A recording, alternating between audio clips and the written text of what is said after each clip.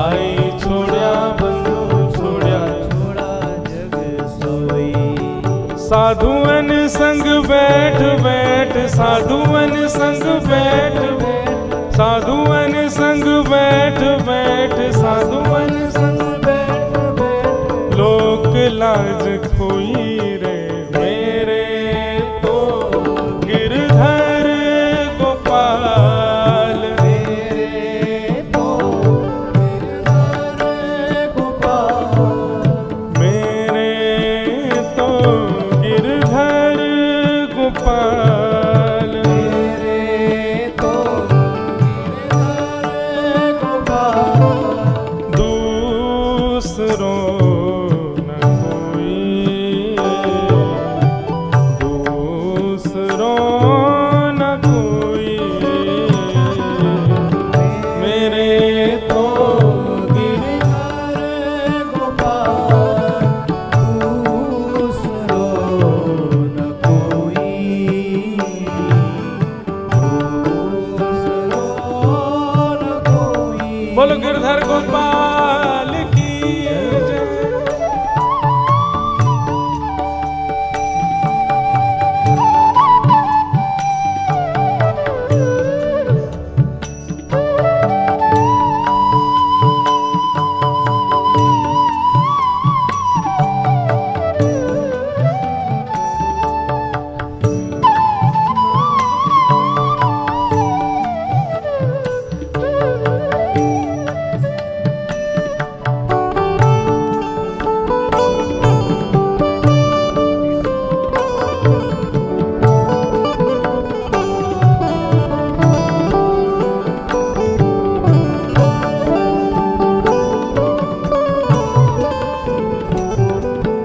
असुवन जल सींच सींच प्रेम बेल बोई।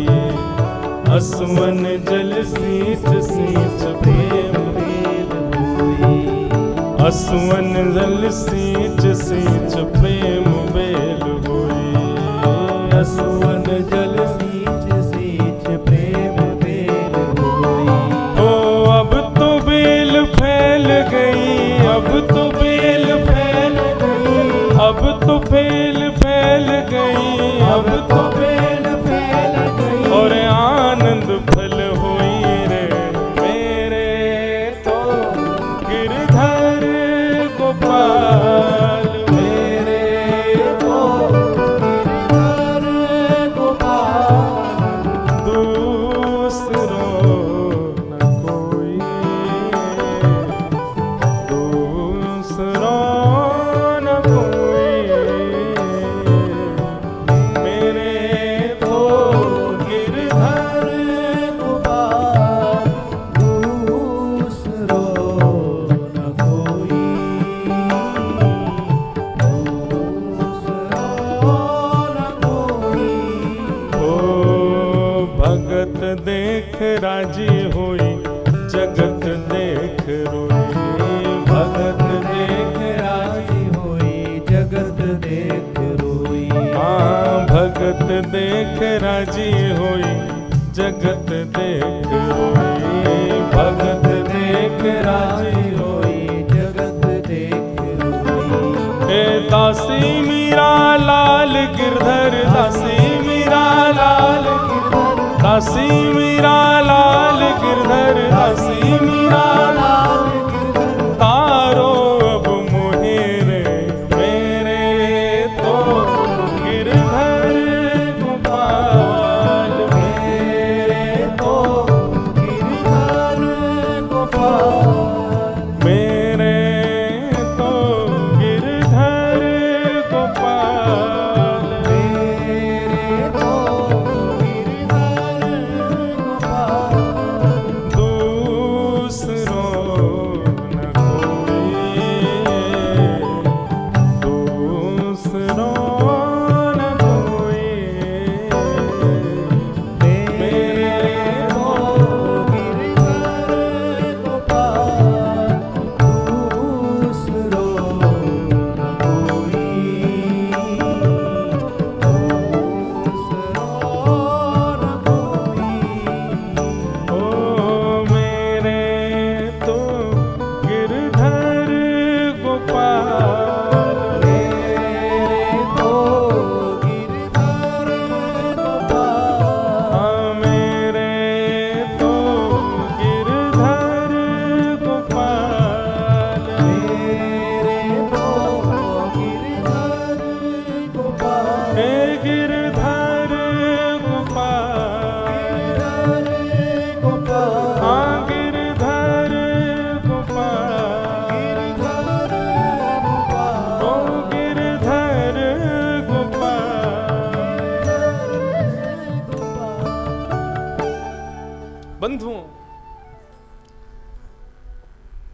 एक पंक्ति में गाता हूं ना कथा में, देता है कन्हाई जिसे प्रेम की दिशा,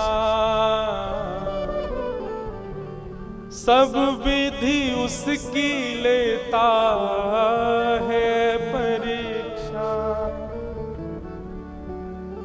जितने मीराबाई के भक्ति में सहायक थे, ठाकुर जी ने सबको धीरे धीरे बुला लिया अपने पास। देखो, सबसे पहले राव दूधा जी, सबसे पहले उनको बुलाया। उसके बाद उनके जीवन में जो 2-3 संत पधारे, जिन जिन की कृपा से मीराबाई के हृदय में भक्ति का उजागर हुआ, 4-4, 5-5 दिन के संग के अंतराल में ऐसा कुछ हुआ कि उन संतों को भी मेड़ता से जाना पड़ा। जैसे तैसे मीराबाई का भाई, बड़ी माँ का बेटा, थोड़ा थोड़ा मीराबाई के संग हो रहा था, तो फिर मीराबाई का ब्याह हो गया, बेचारे को वो भी संग नहीं रह पाया। पति, भगवान करे सबको ऐसा मिले जैसा भोजराज प्राप्त हुआ, वो भी चला गया। और फिर आप मीरा चरित्र देखेंगे तो कहीं कहीं ऐसा भाव भी दिखता है कि भोजराज के पिताजी राजा कुंभा भी मीराबाई के थोड़े पक्ष में रहते थे। उनको अच्छा लगता था कि हमारी बींदड़ी, हमारे लाला की पत्नी इतना अच्छा गाती है, श्रृंगार करती, सेवा करती है। वो भी थोड़े पक्ष में थे मीराबाई के, वो भी चले गए। अब मीराबाई केवल और केवल अपने विपक्षियों के बीच में रह गई हैं। मानो ठाकुर जी प्रत्यक्ष परीक्षाएं प्रकट कर रहे हैं मीराबाई के लिए। बोले अब करो भक्ति। मैं कथा में कहा करता हूं बंधुओं, धार जिस तरफ है उस तरफ तो जिसको नहीं चलानी आती होगी वो भी नाव चला देगा, क्योंकि धार में तो नाव चली जाएगी अपने आप। लेकिन विपरीत धार हो और नाव तुमको वहां पहुंचानी है, तब चला के दिखाओ। अनुकूल परिस्थिति में भजन तो कोई भी कर लेगा, भजन करके दिखाओ प्रतिकूलता में। लेकिन मीराबाई के चरित्र में देखने को मिलता है कि जैसे जैसे प्रतिकूलताएं बढ़ रही हैं, त्यों त्यों मीराबाई और ठाकुर जी के समीप। अब तो मीराबाई के साथ में कोई भी नहीं है मीराबाई के पक्ष लेने वाला, और उस स्थिति में मीराबाई अपने ठाकुर जी की सेवा करती है। राजा विक्रमादित्य, उसने मीराबाई का बाहर आना जाना बंद करा दिया। बोले जो करना है भीतर रह करके करो, आदि आदि। और साथ में विक्रमादित्य की सहायता करती थी उदाबाई, वो तो पहले से ही खींची हुई थी। उसको नेक के रूप में तुलसी माला जो दे दी थी मीराबाई ने, वो तो तब से ही परेशान बैठी थी। और उसको भी समय मिल गया कि अब तो भाई भी नहीं है, पिताजी भी नहीं है, कोई नहीं है, अब मीराबाई को खूब परेशान करेंगे। अच्छा, परेशान करने का कोई उनका भी भाव नहीं था, बेचारों को क्यों दोष दें। पर मीराबाई रोज कुछ उत्सव कर रही हैं, कभी कुछ कर रही हैं, कभी नाच रही हैं, कभी गा रही हैं, कभी लिए तानपुरा बढ़िया सुंदर गीत गा रही हैं, संगीत हो रहा है, ढोल नगाड़े बज रहे हैं। ये भी विचार नहीं करती कि आज दिन कौन सा है। कभी कभी परिवार में किसी किसी पूर्वज की तिथि का उत्सव होता था तो घर में थोड़ा शोक संवेदना घर में सब लोग करते थे। पर मीराबाई तो आज किसी और ही भाव में, वहां ढोल नगाड़े ताशे बज रहे हैं। इन सब भावों से घर के लोग बड़े परेशान। उदाबाई अपने भाई के पास बैठी थी। बोले अब तुम राजा हो, तुम्हारे हाथ में सत्ता है, तुम चाहो जो कर सकते हो। बोले क्या करें? बोले कि बाहर तो सब सुखी हैं लेकिन घर में ही दुखी हैं मीरा की वजह से।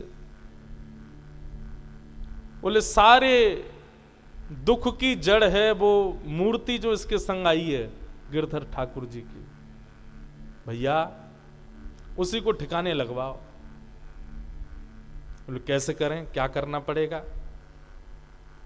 उदाबाई बोली हमारे यहां कैद खाने में इतने सारे कैदी हैं, उसमें से कोई बढ़िया वाला चोर ढूंढवाओ और चोर से गिरधर लाल की चोरी करवा दो और चोरी करवा करके उसको कुआं में फेंकवा दो और इसी के उपहार में उस चोर को मुक्त कर देंगे। ये ठाकुर जी जा दिन चले जाएंगे हमारे महल से, बाद दिन से मीरा बिल्कुल शांत हो जाएगी, दासी बन जाएगी हम दोनों की। विक्रमादित्य बोले बहन बहुत बढ़िया बात। कैदियों को बुलाया गया, बोले इन कैदियों में सबसे बढ़िया चोर कौन सा है? उस चोर को बुलाया गया, बोले सुनो तुमको एक काम करना है। बोले क्या? हमारे महल में एक रानी रहती है मीरा, उसके ठाकुर जी हैं गिरधर, उनको चोरी करना है, चोरी करके अर्धरात्रि में और उसको ले जा करके कुआं में फेंक दो। चोर बोला ये तो बहुत सरल काम है, मैं कर दूंगा। मीराबाई रात्रि में ठाकुर जी के श्रृंगार बढ़ा करके, ठाकुर जी का श्रृंगार हल्का करके, ठाकुर जी के चरणों में सुंदर इत्र की मालिश करके, ठाकुर जी के हाथ पांव दबाते भये अपने संग सुलाती हैं। और थोड़ी देर अपने संग सुलाने के बाद फिर ठाकुर जी के शयन शैया पे ठाकुर जी को विराजमान कर देती हैं। बंधु मीरा चरित्र से सेवा भी सीख पाएंगे, सेवा कैसी होनी चाहिए। आप कुछ ना भी करो तो एक काम हमारे कहने से किया करो, अपने अपने घर के ठाकुर जी के रात्रि में शयन के समय, अभी गर्मी का समय, अब आपके गांधीधाम में सर्दी पड़ती है दिसंबर जनवरी में, थोड़ी बहुत पड़ती होगी, तो सर्दियों के समय में घी की मालिश, और अभी गर्मियों के समय में बढ़िया सुंदर खस का इत्र हो, गुलाब का इत्र हो, ऐसे सुंदर इत्र ठाकुर जी की पोशाक हल्की करके और फिर चरणों में बढ़िया ठाकुर जी के चरण दबाओ, और इस भाव से दबाओ कि ठाकुर जी आप पूरे दिन ऐसे ही बैठे रहते हो, लड्डू गोपाल ऐसे ही बैठे रहते हैं, त्रिभंगलली ठाकुर जी ऐसे ही बैठे रहते हैं, आपके पांव थक गए होंगे, हाथ पीड़ा में भर गए होंगे, ठाकुर जी अब आप सहज हो जाना। ऐसे ठाकुर जी के हाथ पांव दबाया करो रात्रि में।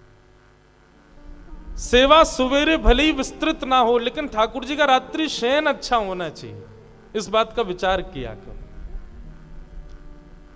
आप निश्चित मानिएगा ठाकुर जी का शयन बढ़िया होगा ना, स्वप्न में ठाकुर जी पधारेंगे, निश्चित उनका दर्शन होगा।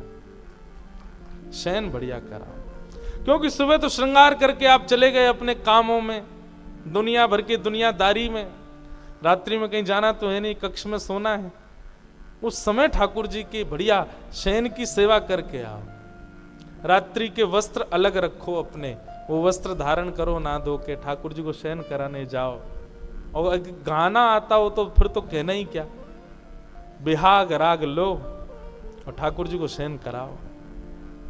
बिहाग राग सुना करके ठाकुर जी के नैनों में नींद भर आई, लालन के नैनों में नींद भर आई,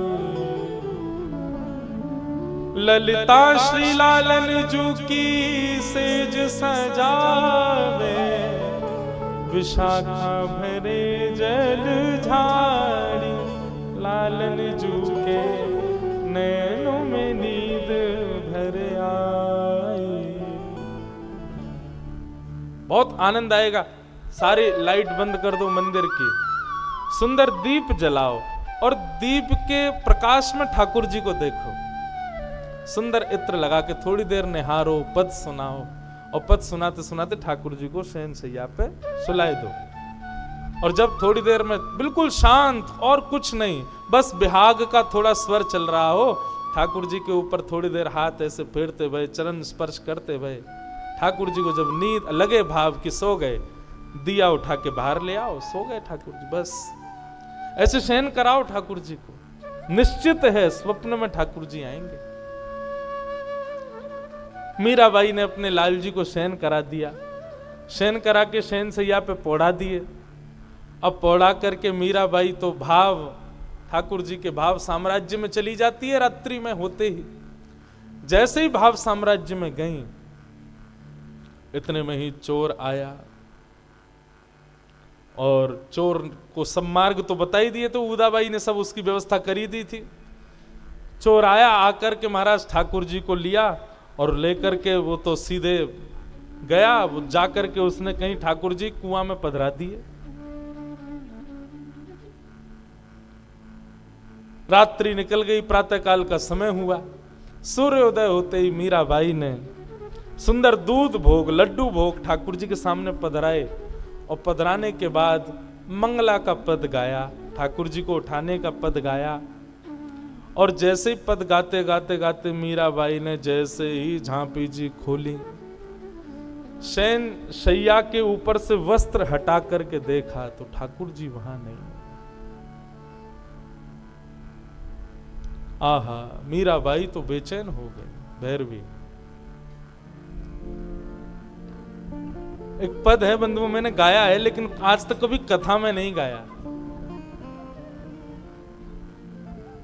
वो पद इसी भाव में आता है कि मीराबाई के ठाकुर जी कहीं चले गए, व्याकुल हो गई,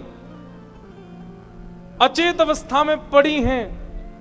आज सखियां कीर्तन गा रही हैं तो मीराबाई चिल्ला रही है, बोले कि अरे मुझे चेतना दिलाने के लिए कीर्तन मत करो, मेरा गिरधर कहां चला गया, अरे हमसे कोई भूल हो गई, अपराध हो गई। गोपी गीत का बैठ करके पाठ करने लगी, बार बार गोपी गीत सुनाने लगी। जोशी जी कहते थे कथा में कि गोपी गीत का पाठ करते ही ठाकुर जी प्रकट हो गए। जरूर मेरे अंदर कोई मान आ गया होगा, मैंने कुछ गलती करी होगी, सेवा में कोई अपराध बन गया होगा, इसीलिए ठाकुर जी चले गए हैं। गोपी गीत का पाठ सुनाने लगी। सुबह से शाम हो गई, शाम से रात्रि हो गई, रात्रि से पुनः से सुबह। 2 दिन हो गए, मीराबाई ने कुछ खाया नहीं पिया नहीं, बस रुदन कर रही हैं, मेरे ठाकुर जी कहां चले गए, मेरे श्याम सुंदर कहां चले गए। खोजने लगी, जैसे ब्रज की गोपियां रास मंडल के बीच से अंतर ध्यान हुए ठाकुर जी को ढूंढती हैं, जड़ चेतन सबसे पूछती हैं, ऐसी मीराबाई हो गई। सबसे पूछ रही हैं, अरे तुम ही बता दो ना मेरे श्याम सुंदर कहां हैं। खम्भ को देखती हैं तो देख करके उसमें कुछ मारने लगती हैं कि ये खम्भ फटे तो इसके भीतर से प्रकट हो जाए। प्रहलाद के लिए हुए थे ना। जड़ चेतन कौन सी वस्तु सामने आ जाए उससे पूछती हैं, तुमने मेरे ठाकुर जी को देखा? ठाकुर जी नहीं पधारे। 2 दिन हो गए, कुछ खाया नहीं है, कुछ पिया नहीं है, दास दासियां सामने खड़ी हैं, बोले गिरधर आ जाएंगे, आप कुछ पा लीजिए। बोले मेरे ठाकुर जी जाने कहां होंगे, उन्होंने कुछ पाया होगा कि नहीं, उन्होंने नहीं पाया मैं कैसे पालूं। जादू करके, जादू करके, जादू करके हो, जादू करके हो पिया कित गयो जादू करके। नंद नंदन पिया कपट जो कीनो, नंद नंदन पिया कपट जो कीनो, निकल गयो, निकल गयो, निकल गयो छल करके, जादू करके, जादू करके, जादू करके हो, जादू करके हो पिया कित गयो जादू करके। मेरा दासी शरण जो आई, मेरा दासी शरण जो आई, मेरा दासी शरण जो आई, मेरा दासी शरण जो आई। ओ चरण कमल, चरण कमल, चरण कमल चित धर के, जादू करके, जादू करके ओ पिया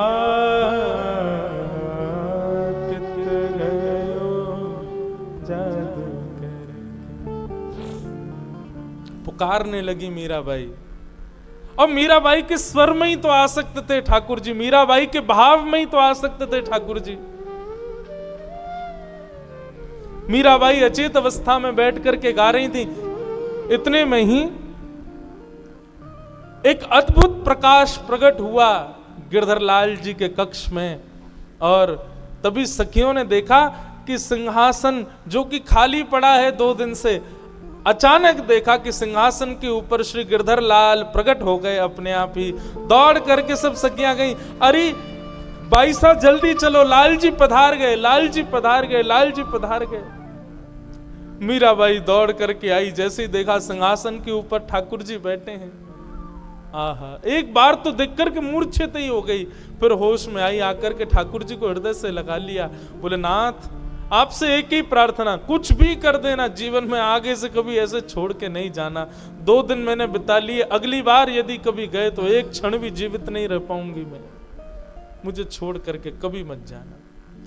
ढोल नगाड़े बजने लगे, ताशे बजने लगे, सेनाइयां बजवा दी, मंगल वाद्य गाने लगी मीराबाई।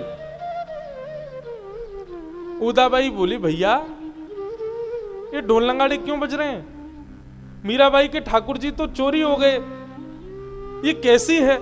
पति मर गया तब भी उत्सव मनाया था, मां मर गई तब भी उत्सव मनाया था, आज इसके ठाकुर जी चले गए तब भी उत्सव मना रही है, बताओ।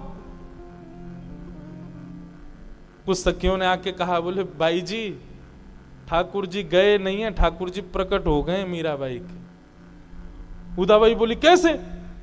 मैंने तो चोर को भेजा था जाकर के वो ठाकुर जी को कुआं में फेंक के आओ, और वो चोर सही सलामत स्थिति में फेंक कर के आया, कैसे आ गए ठाकुर जी?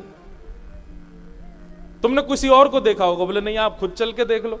उदाबाई गई, जाकर के देखा तो मीराबाई के कक्ष में तो बढ़िया उत्सव चल रहा था, नाच रही थी मीराबाई, और सामने सिंहासन पर ठाकुर जी बैठे बैठे नयन मटका रहे थे, उदाबाई को देख करके अपनी आंखें मटका रहे थे। उदाबाई तो देख करके हैरान हो गई, बोले अरे जी कहां से आ गए? बंधुओं, जो अज्ञानी लोग होते हैं ना, ठाकुर जी की कृपा को चमत्कार बोलते हैं। वो चमत्कार नहीं है, प्रत्यक्ष ठाकुर जी हैं। ठाकुर जी के नैन मटक्का देख करके महाराज उदाबाई तो बड़ी परेशान, बोली जी कहां से आ गए? उदाबाई गई भैया के पास, भैया मुझे तो लगता है कि ये इसके ठाकुर जी जो हैं ये कोई चमत्कारी ठाकुर जी हैं, साधारण नहीं है। बताओ, हमने तो वहां चोर से भिकवा दिए, वो कहां से प्रकट हो गए अपने आप? अब तो फिर से वही नाच गाने और पदावलियां सब शुरू हो गई। उदाबाई बोली, भैया कुछ तो करना पड़ेगा, इसके तो काम फिर शुरू हो गए, क्या करें? तब विक्रमादित्य राजा ने एक वैद्य को बुलाया, और वैद्य से बुलाकर के सब मंत्रणा बताई। बोले किसी को मारने के लिए ऐसा उपाय बताओ कि बस उस उपाय से वो व्यक्ति ऐसा मरे कि जीवन में कभी भी उसकी स्मृति भी ना आ पावे, जीवित में स्मृति भी कभी जीवित ना हो, उसका जीवित होना तो बहुत दूर की बात। तब वैद्य जी ने एक जड़ी बूटी बताई, बोले उससे एक विष निकलता है, वो विष इतना खतरनाक है, इतना खतरनाक है, बस इतना समझ लो महादेव ने जो कंठ में विष धारण किया उस विष के समान खतरनाक विष है। यदि उस विष को कोई सूंघ भी ले तो उसके प्राण निकल जाएंगे, पीना तो बहुत दूर की बात। राजा विक्रमादित्य ने कहा वही लेके आओ, राणा जी लेके आओ। विष लेकर के वैद्य जी आए, वैद्य जी ने विष बना करके राणा जी को दिया। राणा जी ने वो विष मीराबाई के पास जाने वाले एक पंडित जी को दे दिया। बोले सुनो, ये जाकर के मीराबाई को पिला दो।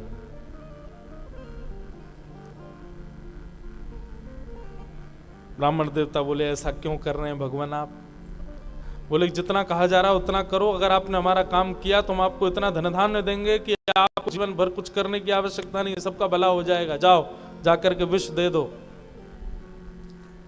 ब्राह्मण देवता बेचारे विष लेकर के आए। मीराबाई ने पूछा क्या लाए हैं पात्र में? ब्राह्मण देवता ने बताया, बोले कि एक वैष्णव जगन्नाथ जी के अभिषेक का जल लेकर के आया। जगन्नाथ जी का बढ़िया अभिषेक होता है ज्येष्ठ पूर्णिमा के दिन। उस दिन जन्मदिन होता है जगन्नाथ जी का। कितने कलशों से स्नान करते हैं, तो उनके स्नान का जल एक वैष्णव लेके आया। मैंने सोचा तुमको ला करके दे दूं। जैसे ही मीराबाई ने उस पात्र को अपने हाथ में लिया, पात्र के उस भाव को देख करके मीराबाई बोली, ये तो काला काला क्यों लग रहा है? बोले, अरे तुम्हें नहीं पता जगन्नाथ जी दारू ब्रह्म हैं, और दारू ब्रह्म के मुखमंडल पर सुंदर सुंदर औषधियों से श्रृंगार किया जाता है। जब स्नान होता है तो वही औषधियां बहकर के जल में आ जाती हैं, इसलिए जल काला हो गया। मीराबाई का इतना अटूट विश्वास, आहा मेरे ठाकुर जी का चरणामृत आया है, एक एक अंग का स्पर्श किया होगा इस जल ने, कितना सौभाग्यवंत जल है, इसको मैं धारण कर लूंगी।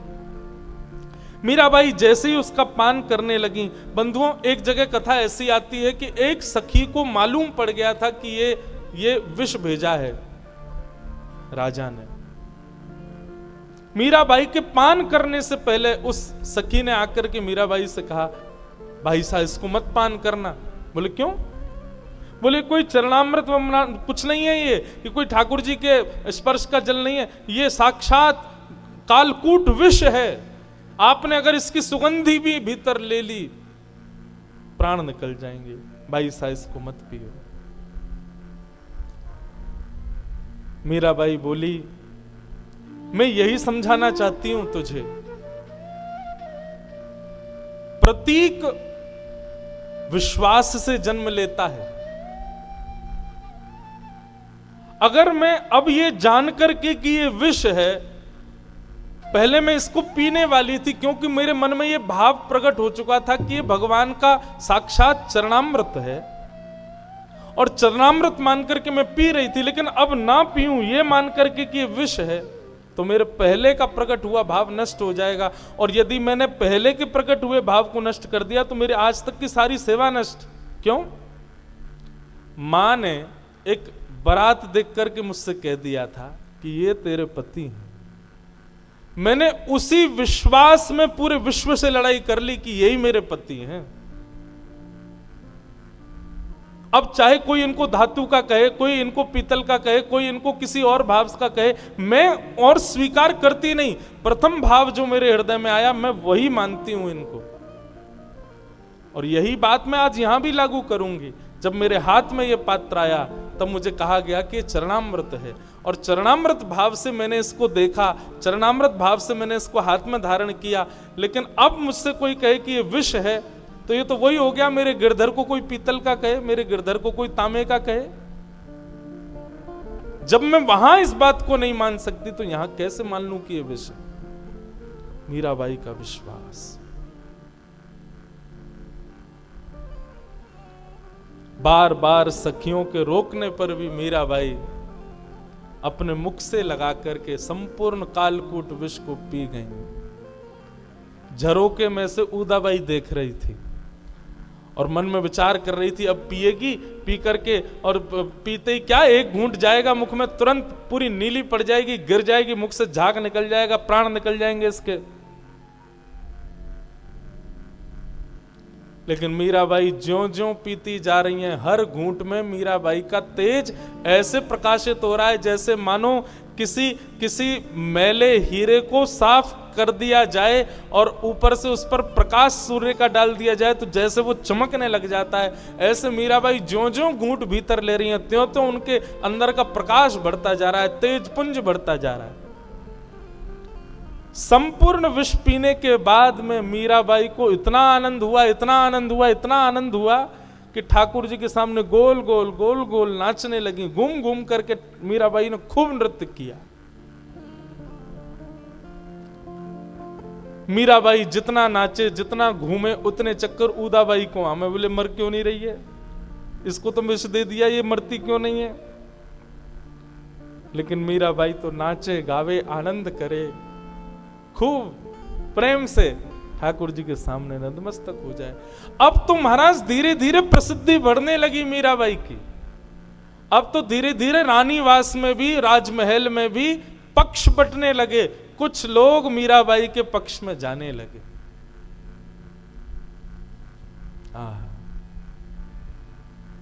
उदाबाई बड़ी परेशान, क्या करें कैसे करें, ये तो मरती नहीं है।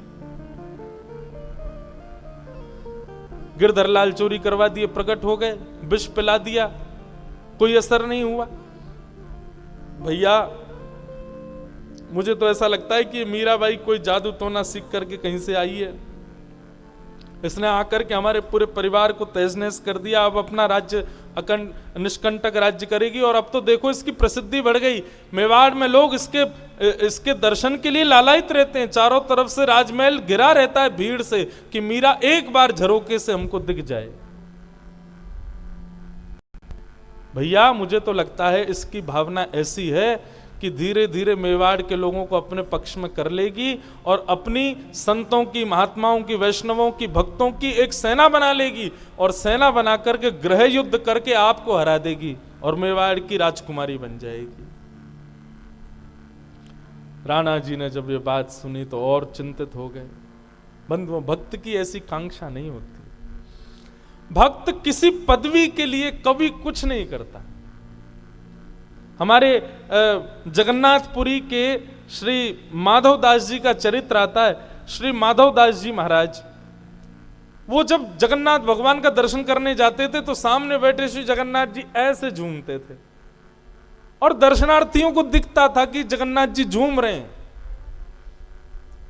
इस भाव से माधवदास जी की बड़ी प्रसिद्धि होने लगी। अब तो माधवदास जी अपने घर से जब जगन्नाथपुरी जाते तो लोग बाग पुष्प की पगडंडी बना देते, हाथ जोड़ करके सब खड़े हो जाते, जय जयकार करते, पुष्प वर्षा करते, खूब आनंद से। माधवदास जी को इससे इतना कष्ट होता कि ये सब मेरा इतना सम्मान क्यों कर रहे हैं। माधवदास जी जगन्नाथ भगवान से जाके कहते, भगवान आप ये सम्मान मुझे क्यों दिला रहे हो। तो जगन्नाथ जी बोलते हैं, तुम्हारी परीक्षा करने के लिए।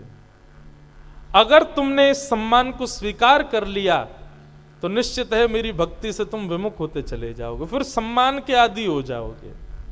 तो मैं तुम्हारी परीक्षा के लिए सब कर रहा था, परंतु माधवदास मैं तुमसे बड़ा आनंदित हूं, तुमने इस सम्मान को अस्वीकार किया।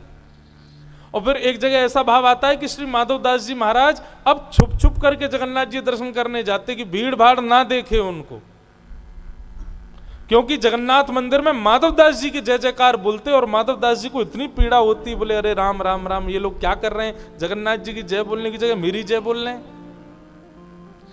इतना सम्मान मिल गया माधवदास जी को कि माधवदास जी को लगने लगा कि भगवान मुझसे दूर हो जाएंगे, मेरे अंदर भक्ति खत्म हो जाएगी। ये निश्चित है बंधुओं, आपने यदि आज सम्मान स्वीकार किया तो कल आपके हृदय में अनायासी सम्मान की इच्छा और प्रकट होगी। आज यदि किसी ने आपका बहुमान किया, आपको माला पहना दी, आपकी प्रशंसा कर दी, तो ये इच्छा अब आपकी धीरे धीरे बढ़ेगी कि अभी और हो। ये नियम है संसार का और यही नियम भक्ति में बाधक बनता है। माधवदास जी को बड़ी चिंता होने लगी, क्या करें, सम्मान को कम कैसे करें। तब माधवदास जी बोले, कोई अपमान क्यों नहीं कर रहा है मेरा जब तक अपमान नहीं होगा तब तक मुझे चैन नहीं पड़ेगा। तो माधवदास जी अपना अपमान कराने के लिए घूम रहे थे जगन्नाथपुरी में, कोई मेरा अपमान करे। तभी माधवदास जी ने देखा कि एक मोहल्ले में एक माताजी डंडा लेकर के बच्चों के पीछे भाग रही थी, गुस्सैल माताजी। माधवदास जी बोले, यही है हमारी यजमान, यही करेगी मेरा अपमान, तभी थोड़ा शांति मिलेगी हृदय को। माधवदास जी भिक्षा मांगते थे, घर जाकर के किसी के भी यहां पा लेते थे। आज उस माता के घर पहुंच गए। माता जी ने पूछा, कहो कैसे आए। बोले, मैया हमारा नाम माधवदास है, हम संत हैं, किसी के भी घर जाके कहीं भी प्रसाद पा लेते हैं, आज आपका घर सुंदर दिखा तो यहां आ गए। माता जी ने रूखी रोटी, थोड़ी बहुत दाल चावल उनको दे दिए। माधवदास जी ने पा लिया। एक दिन तक तो ये सब बात ठीक रही, लेकिन दूसरे दिन माधवदास जी फिर आ गए। और जैसे ही माधवदास जी फिर आए, माता जी तो बोली, आपने तो कोई भोजनालय समझ लिया है कि रोज रोज आ जाते हो यहाँ पे। माधवदास जी बोले, कल इतना स्वादिष्ट भोजन लगा कि मेरा मन बार बार कहता है कि मैं आपके यहाँ ही पाऊं। तो माता जी बोली स्वादिष्ट भोजन लगा था? बोले हाँ। भीतर गई, थाली तो लगाई, लेकिन सब्जी में किसी में नमक ज्यादा डाल दिया, दाल में नींबू निचोड़ दिया, और एक सब्जी थी उसमें बहुत सारा मिर्च डाल दी। बोले कि आज इसको बढ़िया मजा आएगा, तो कल से आना बंद कर देगा। माधव दास जी ने जैसे ही प्रसाद पाया तो नमक तेज, नींबू लगने लगा, कड़वा हो गया मुंह। दूसरी सब्जी खाई तो मिर्च लगी, महाराज पानी पी पी करके बेहाल हो गए। माता जी बोली कहो कैसा लगा भोजन? माधव दास जी बोले आज तो कल से भी ज्यादा आनंद आया भैया, मैं कल फिर आऊंगा, ऐसा ही बनाना आप। माता जी बोली इस पे तो कोई प्रभाव ही नहीं हो रहा है। अब माधव दास जी तो चाह ही रहे थे कि ऐसा ही कुछ हो।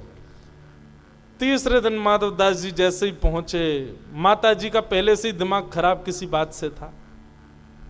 माधव दास जी पहुंच गए, जय जगन्नाथ मैया भिक्षाम देही, लाओ प्रसाद पवाओ।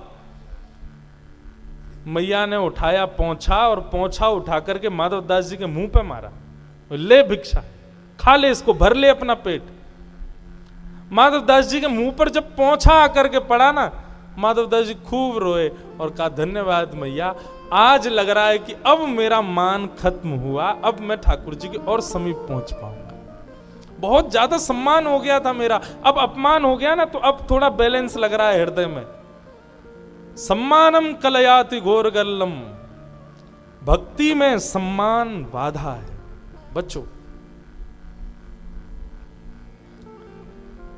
मीराबाई का बहुत सम्मान होने लगा, परंतु यहां उदाबाई और राणा जी तो कोई षड्यंत्र छोड़ते नहीं। अब इन्होंने एक नया षड्यंत्र रचा। बोले विष पी करके भी कुछ नहीं हुआ, अब एक काम करो। बोले क्या? मीराबाई को सर्प से डसवा दो। बोले ऐसे कैसे सर्प से डसवा दें, क्या कैसे क्या करना पड़ेगा?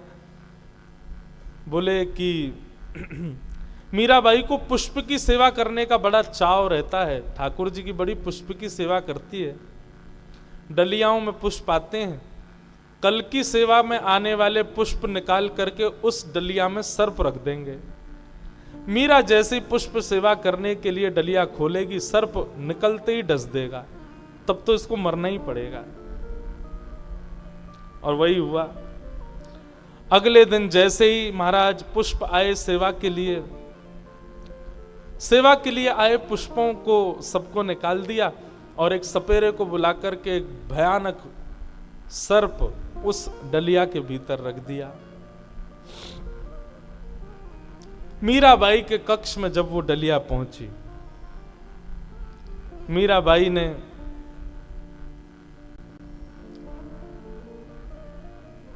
नहा धोकर के स्नान आदि करके ठाकुर जी का अभिषेक आदि किया। अभिषेक आदि करने के बाद वस्त्र आदि पहना दिए। बोले कि अरे चलो लाओ पुष्प की डलिया लाओ, ठाकुर जी का श्रृंगार करना है। जैसे पुष्प की डलिया आई, मीराबाई एक भाव से तो पद गा रही थी ठाकुर जी की ओर देखते हुए, और दूसरे भाव से डलिया खोल रही थी। जैसे ही डलिया खोली, उदाबाई अभी भी झरोके से देख रही थी, अब निकलेगा विष और डसेगा। लेकिन जैसे ही डलिया खोली महाराज, डलिया खोलते ही उसमें सर्प तो था नहीं, बढ़िया सुंदर गुलाब के पुष्प की एक माला रखी हुई थी।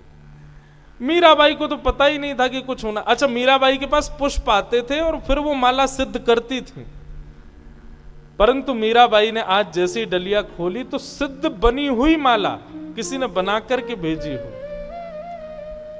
मीराबाई ने जैसे ही पुष्प उठाने के भाव से हाथ ऊपर किया तो पुष्प तो नहीं, पूरी माला ही हाथ में आ गई। मीराबाई तो बोली अरे आज तो माला बन के आई, कितनी सुंदर माला, ताजी माला, कैसी सुंदर सुशोभनीय माला। और माला लेकर के श्री गिरधर लाल जी के अंग पर धारण करा दी। उदाबाई ने जब ये दृश्य देखा, उसने कहा ये कोई चमत्कार नहीं हो सकता, मैंने अपनी आंखों के आगे सर्प रखवाया था, ये माला कैसे बन गई? चोर चोरी कर लेता है, कुएं में फेंक देता है, ये गिरधरलाल फिर प्रकट हो जाता है। कालकूट विष पिलाने के बाद मीराबाई का तेज प्रकाशित हो जाता है, डलिया में रखा हुआ सर्प पुष्प बन जाता है, ये चमत्कार नहीं हो सकता। उदाबाई का मन परिवर्तित हो गया। रोते रोते रोते विलकती हुई आई और आकर के सीधे मीराबाई के चरणों में गिर करके नतमस्तक होकर क्षमा मांगने लगी। भाभी साहब मुझे क्षमा कर दो, मैं आपके भाव को, आपके रूप को, आपकी भक्ति को मैं पहचान नहीं पाई। प्रथम दिन से, जिस दिन से आप घर में आई, मैंने हमेशा आपसे विपरीत भाव ही रखा, लेकिन इस शरणागत को स्वीकार करो। मीराबाई बोली, मेरे चरण मत पकड़ो उदाबाई, सामने जो बैठे हैं ना, इनके चरणाश्रित हो जाओ। आप सब लोग मुझसे कहते हैं कि तुझे पीड़ा क्यों नहीं होती, तुझे संकट क्यों नहीं लगता। इनके शरण में आने वाले को सांसारिक विषय भोग और सांसारिक कष्टों का अनुभव होता ही नहीं है। मैं अपनी कथाओं में कहा करता हूं बंधुओं, आधुनिक भाषा में, आज की भाषा में, भक्ति क्या है? भक्ति एनेस्थीसिया का इंजेक्शन है। एक बार लग जाए उसके बाद सुन्न हो जाते हैं फिर हम। जैसे ऑपरेशन करने से पहले डॉक्टर इंजेक्शन देता है, उतना एरिया सुन्न हो गया, अब काटो पीटो कुछ करो कोई दिक्कत नहीं, ठीक वैसे ही भक्ति है। एक बार आपने भक्ति का पथ स्वीकार किया, निश्चित है फिर सांसारिक कष्ट, विपत्तियां, आपत्तियां जीवन में आएंगी, लेकिन उनका अनुभव नहीं होगा। वो संकट ज्यादा आपके ऊपर प्रभाव नहीं डालेंगे।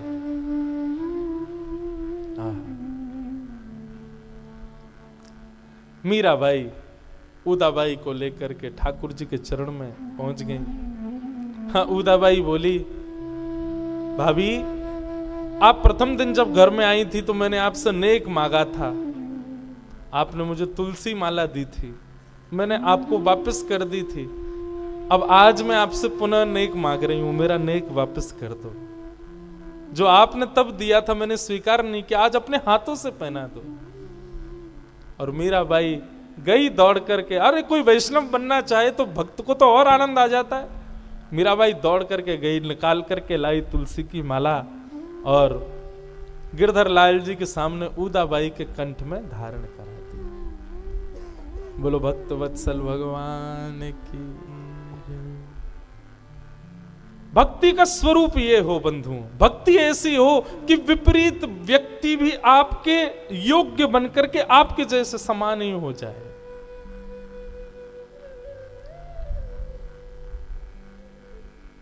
अब तो उदाबाई मीराबाई के संग ही ठाकुर जी की सेवा में रहने लगी। राणा जी के मन में आया कि अब तो बहन भी हमको छोड़ छाड़ के चली गई। सब कुछ मीराबाई ने अपने अनुकूल कर लिया। अब राणा जी का बदलना शेष रह गया था। तब राणा जी ने विचार कर ही रहे थे क्या करें, तभी कुछ सैनिकों ने आकर के बताया, बोले कि महाराज ये भाभी सा जो है मीराबाई, ये रात रात भर किसी पर पुरुष से बातें करती हैं। अपने कक्ष में बैठ करके कभी कहती हैं अरे आज तो भले पधारे, पीतांबरी पहन के आए हो। कभी कहती हैं आज आपका इत्र बहुत सुंदर लग रहा है। रात रात भर ऐसी हंसती रहती हैं, बातें करती हैं किसी से बैठ करके। हमको तो कभी कभी पुरुष का स्वर भी सुनाई देता है, हमको लगता है कोई पर पुरुष इनके पास आता है। राणा जी बोले मैं छोड़ूंगा नहीं, इन्होंने तो हमारी नाक सब जगह से कटवा रखी है। एक दिन अर्धरात्रि का समय और श्री राणा जी बिन बताए, बिना संकेत के सीधे मीराबाई के कक्ष में पहुंच गए। कक्ष में पहुंच करके चिल्लाने लगे, कौन है, कहां है, बाहर निकालो उसको। तलवार अपनी हाथ में लेकर के बैठ गए, कहां है, निकालो उसको। मीराबाई भाव में बैठी थी, ठाकुर जी के चिंतन में बैठी थी। तभी अद्भुत सुगंधी का अनुभव राणा को हुआ और मनस्थिति उनकी भी धीरे धीरे बदल सी गई। ऐसा भक्ति का प्रकाश हुआ, जो पहले विपरीत हो गए थे वे सब भी अब मीराबाई के संगी होने लगे। धीरे धीरे मीराबाई सबके भाव में व्यक्त होती जा रही हैं।